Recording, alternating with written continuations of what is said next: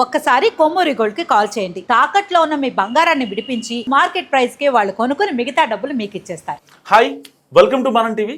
మనం టీవీ ఉన్నది మన కోసం. 2024 ఎన్నికల్లో ఘోరంగా దెబ్బతిన్న వైసీపీ ఈసారి ముందే అలర్ట్ అవుతుంది.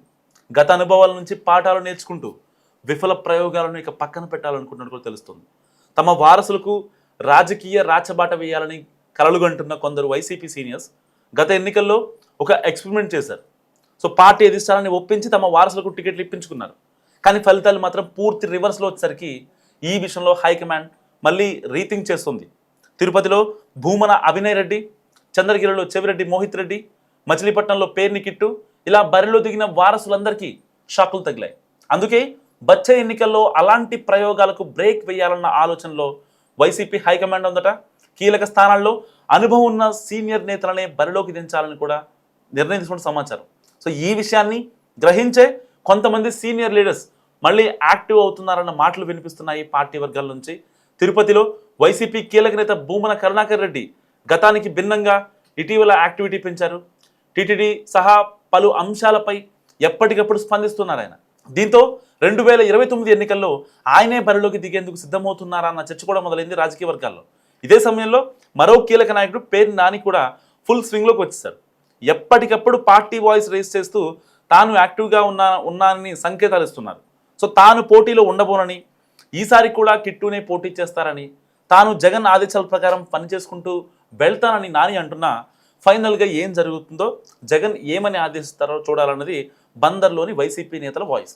ఇక గత ఎన్నికల ఒంగోలు ఎంపీగా పోటీ చేసిన చెవిరెడ్డి భాస్కర్ రెడ్డి, చంద్రగిరి ఎమ్మెల్యేగా పోటీ చేసిన ఆయన కుమారుడు మోహిత్ రెడ్డి ఇద్దరు ఓడిపోయారు. అయితే పార్టీ ఈసారి వాళ్ళిద్దరికీ టికెట్స్ ఇస్తుందా లేక భాస్కర్ రెడ్డిని తిరిగి చంద్రగిరి రాజకీయాలకు పరిమితం చేస్తుందా అన్న చర్చ జరుగుతుంది రాజకీయ వర్గాల్లో. అలాగే మాడుగుల నుంచి పోటీ చేసిన మాజీ డిప్యూటీ సీఎం బూడి ముత్యాల నాయుడు కుమార్తె అనురాధ కూడా ఓడిపోవడంతో అక్కడ సైతం క్వశ్చన్ మార్క్గా ఉంది. సో ఈ చర్చ ఇలా జరుగుతుండగానే మరికొందరు సీనియర్స్ వచ్చే ఎన్నికల్లో తమ వారసులతో పొలిటికల్ అరంగేట్రం చేయించాలనుకున్నట్టు కూడా తెలుస్తుంది. సో ఈ విషయంలో అందరికంటే ముందున్నారట బొత్స సత్యనారాయణ. ఈసారి తన కుమార్తెను చీపురుపల్లి నుంచి పోటీ చేయించాలన్న ప్లాన్లో ఆయన ఉన్నారు. సో అలాగే మాజీ ఉపసభాపతి కోలగట్ల వీరభద్రస్వామి తన కుమార్తెకి టికెట్ అడగాలని కూడా చూస్తున్నారు. సో శ్రీకాకుళంలో ధర్మాన సోదరులు తమ వారసులను బరిలోకి దించే యోచనలో ఉన్నారు. అండ్ ప్రకాశం జిల్లా చెందిన మాజీ మంత్రి ఆదిమూలపు సురేష్ కూడా తన వారసుడిని పోటీలో నిలపాలని చూస్తున్నారు. సో మాజీ మంత్రి జోగి రమేష్ వారసులు పొలిటికల్గా యాక్టివ్ రోల్ ప్లే చేస్తున్నారు.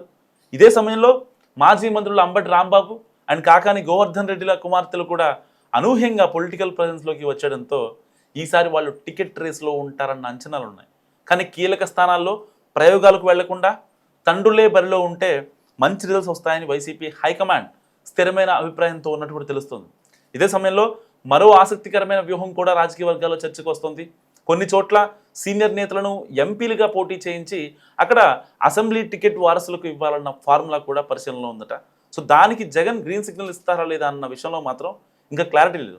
సో సీనియర్ నేతలను తప్పించి యువరక్తంతో ఎన్నికలకు వెళ్లాలని టీడీపీ సహా కూటమి పార్టీలు చూస్తుంటే వైసీపీ మాత్రం అందుకు భిన్నంగా సీనియర్ నేతలతో యుద్ధం చేయాలని అనుకుంటుంది.